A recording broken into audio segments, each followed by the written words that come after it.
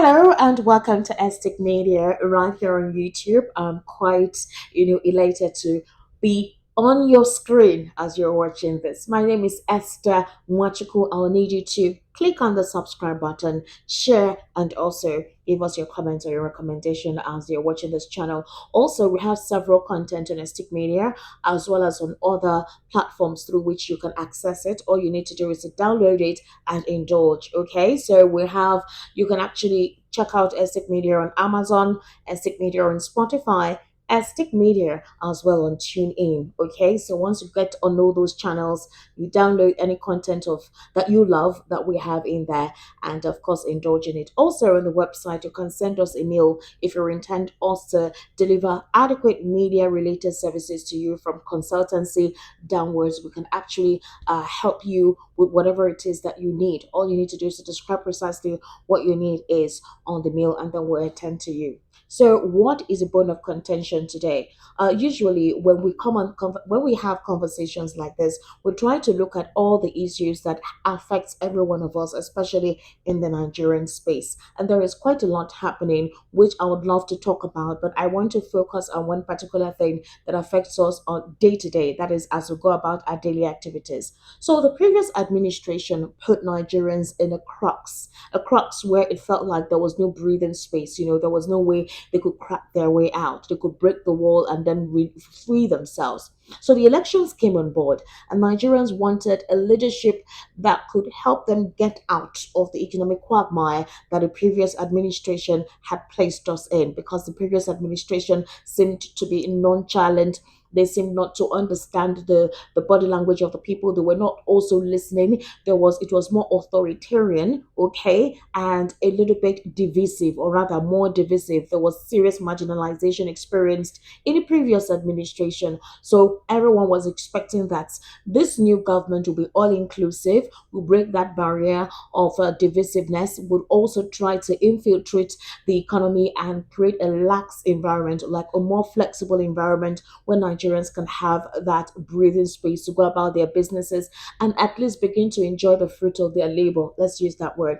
Unfortunately, it's not what has been experienced. So we all knew that once a new president comes on board, the fuel subsidy would definitely be removed. We all knew that fuel subsidy was being enjoyed by the elite of the elite, like the president said in his last broadcast. It was not enabling the common man at all. In fact, it was a pit bull of corruption taking place in the country. And so it was like the government was feeding some certain people who had the means, who had money, giving them back that money. So the people weren't feeling the essence of subsidy, which was quite relatable. We could understand that. So Nigerians already anticipated that subsidy was no longer going to be part of the budget for this particular administration. But we thought that there would be palliatives that would help cushion the effect of the subsidy, meaning that this current administration already had a supporting system, something to fall back on that will help people cope with the current or cope with the economic reality that will be faced once subsidy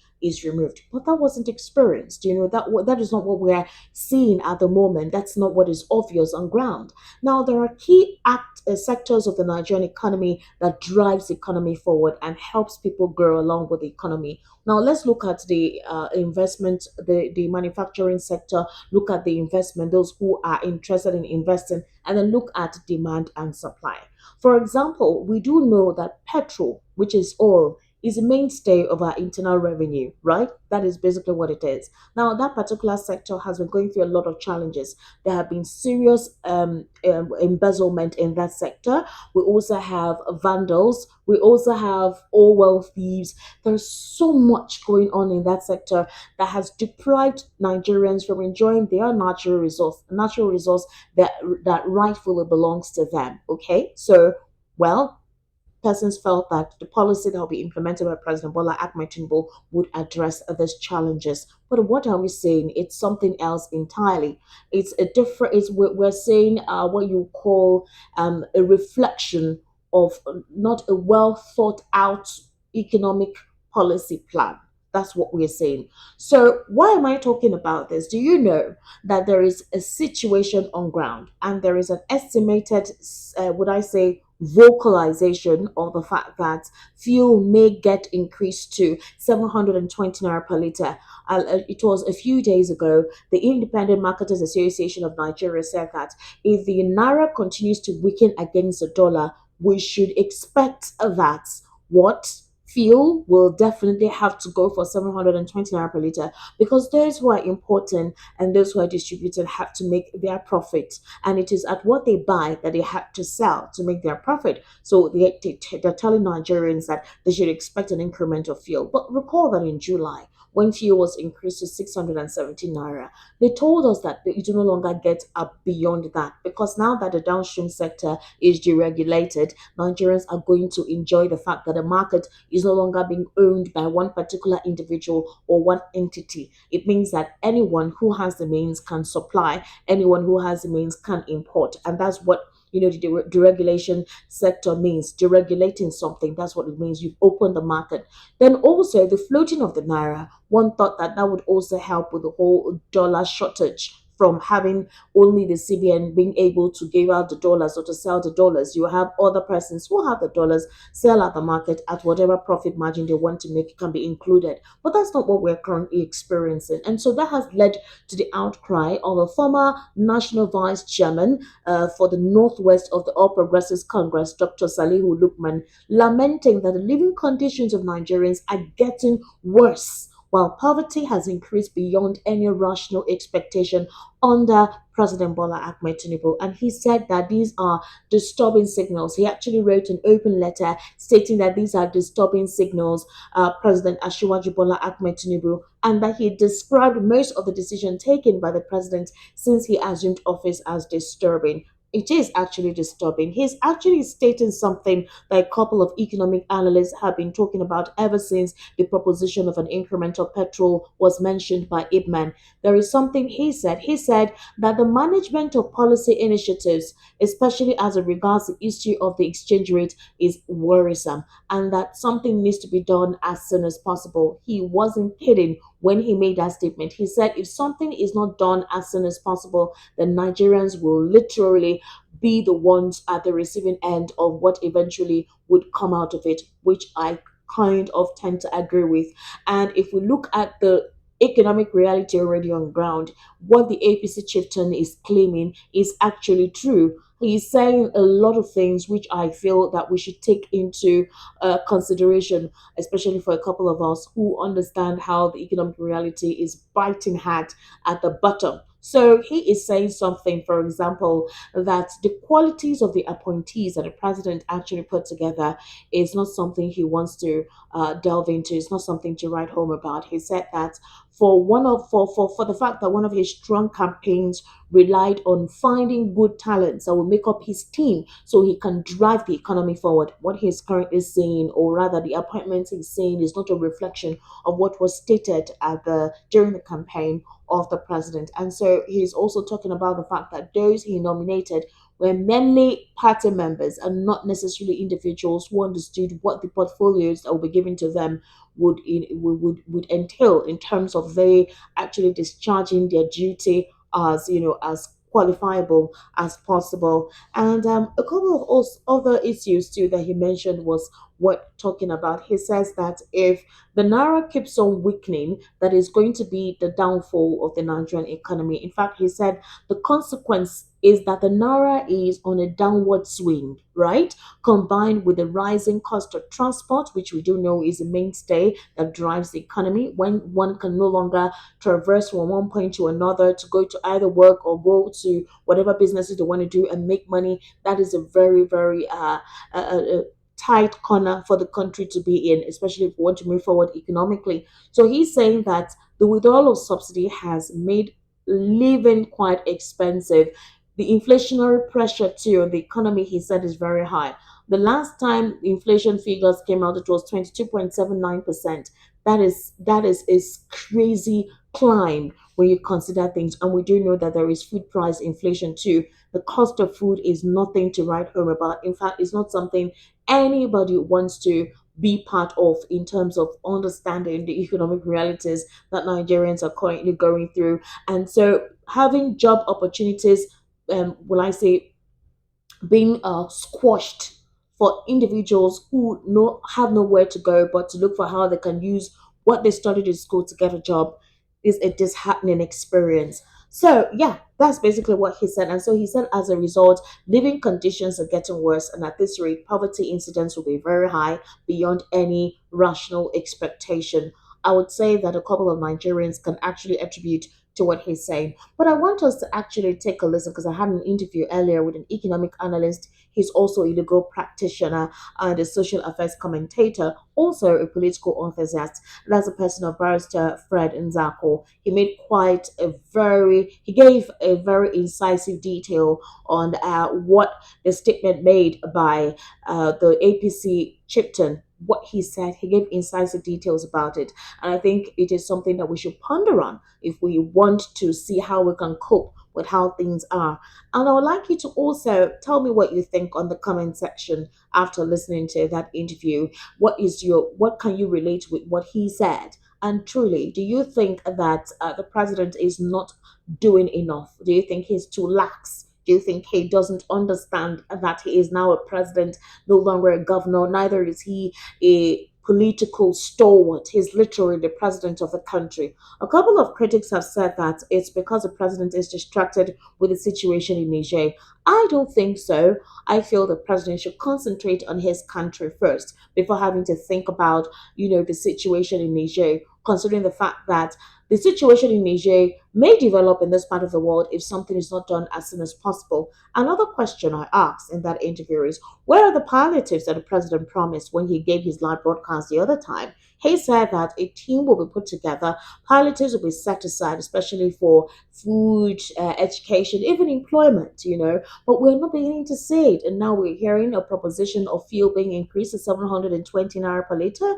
How will Nigerians cope? How will the common man survive? These are the conversations that we will definitely be talking about on the interview with Barrister Fred Nzako. That is his name. A particular APC chieftain, right, has complained recently of the multi-dimensional state of poverty that Nigerians are currently experiencing. In fact, he said that um, some persons thought that the decisions around the exchange rate will be an integral part of the broader economic policy of the government, but it appears that an isolated decision has been taken to float the naira without any clear economic policy.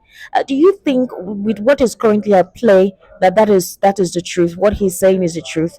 That's the former national vice chairman northwest of the All Progressives Congress, Dr. Salihu Lukman. I need your take on his reaction to the current state of the Nigerian economy, especially as the naira has drastically weakened to the dollar. Well, it is obvious that we are having very big challenge with managing the naira, and the challenge cannot end until all the factors, economic factors that will give naira the required strength are put in place. And what are these factors? Number one, increase domestic productivity. We cannot stop talking about our domestic productivity. Number two, and most importantly, refining capacity of Nigeria. The largest chunk of our foreign exchange is consumed on account of importation of petroleum products. I agree that most of the goods we consume in Nigeria are imported, but the one that hurts the economy the most is importation of energy by way of fossil fuel, all manner of petroleum products, diesel, energy, diesel, Barrister Fred, Barrister Fred, and I actually get you, Barrister. But the problem now is, what is the immediate solution? yeah. Because the naira is on a downward swing, combined with the rising cost of transport as a result of the withdrawal of subsidy. The inflationary pressure on the economy is very high, and this results to worse living conditions. At this rate, poverty incidence will be so high beyond any rational expectation. So what should the president do now? Now that's the question. The immediate solution, will require diligence. Governments will form an economic oligopoly, in which case a few people will be given authority, a few organizations will be given authority to import petroleum products at exchange rate that is floated. The floating of the naira will continue to hurt the system because you cannot float an economy, a currency that is not production based. You float the currency that is import in an economy that is import dependent. The naira will continue to be bastardized. We are gradually chasing Zimbabwe and other bastardized economies. So, in order to avoid the situation, we must take urgent steps. Yes, they may sound like it is a subsidy on the other side, but the steps must be taken. Government must give foreign exchange to a few importers of petroleum products at rate that is affordable so that these products will come in. But at the other flip side to it will be when the products come in, at what rate will they be sold? And are we going to go back to the season and the era of taking away these products that are already subsidized? Because the very moment you subsidize the currency, that is an indirect financial subsidy. So it is a major problem that if we don't kill the corruption in the system, it will continue to haunt us. There is no immediate stopgap except we enhance our productivity. Barrister, the current situation at the moment now has yielded to few queues resurfacing in some filling stations across the states, especially Lagos. I don't know about other states for now, but for Lagos, because Ipman raised an alarm, or rather declared last week, that due to the weakening of the naira, the consistent weakening of the naira, it has actually, would I say, discouraged importation, and those who are importing have to buy according to the exchange rate, which is quite high, and they need to reflect their profit. So there is a tendency that premium motor spirit is likely to increase to 720 naira per liter. We haven't seen any subsidy palliative or yet, as the president mentioned, during his broadcast. Even the second time he made a national broadcast, we haven't seen anything yet. But Mr. Fred and Zako, at this rate, currently, what should the common man do as briefly as possible? What should the common man do? Well, I honestly sympathize with our situation. It's a very terrible one. The palliative that we are expecting cannot even do any meaningful make any meaningful impact in the lives of the people. It cannot, because the population is increasing, and where is the fund? Now the government is already owing large chunk of money to foreign creditors, and in any rate, these debts have further weakened the naira. We don't have the dollar to show off the value of the naira. We don't. So what do you say the poor man to do? We continue to suffer and continue to suffer, and to what end? The major thing that government must do is to find a way to enhance domestic refining. It must happen. Find a way to enhance domestic refining and then give palliative to the people as much as they can. Open up the border so that there will be inflow of foodstuffs from all over the place, because Nigerians cannot even feed as we speak. And ensure that we plug leakages. We cannot stop saying this. And this one, the government is even flexing also that we want to go and restore democracy in Niger. All those things inflame the already dire situation in our economy. Even some people who want to even come in are now afraid that Nigeria may get involved in war. So we must ensure that there is stability of thought, stability of the system, and ensure that at least people get opportunity to be productive. The challenge is so much, and government doesn't seem to have its hold on the problems in order to bring solution. All the money saved by the removal of subsidy, we are not seeing the net effect. The government will need to plow such funds, especially into feeding our population. And we need to enhance our goodwill and open our borders for assistance. We need to declare state of emergency in Nigeria because it has nothing to that. We need to declare state of emergency and call for foreign help. Call for foreign help so that countries that will assist us will come and assist us. We don't have natural disaster, but we have hunger disaster. We have governance disaster. We have environmental disaster. And So, yes, that's basically the conversation we're going to be having today. I want to know what you think. Send it in your comment section, in the comment section rather on YouTube. And of course, if you're going to be listening to this content on Spotify, I would also like you to react. Let me know what you think on TuneIn on Amazon. Send a message. Let me know what you think concerning this particular development.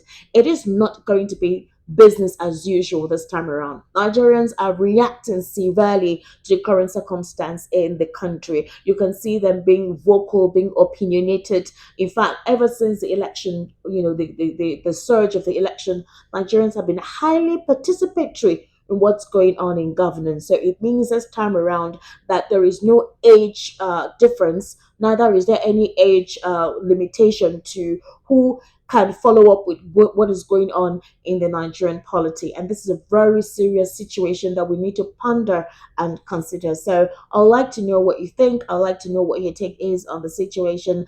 And you can actually send a comment. Make sure you subscribe, like, and share. My name is Esther Wachiku. It was a pleasure. It was a pleasure, rather, being with you and sharing this content. Stay blessed and have a good day.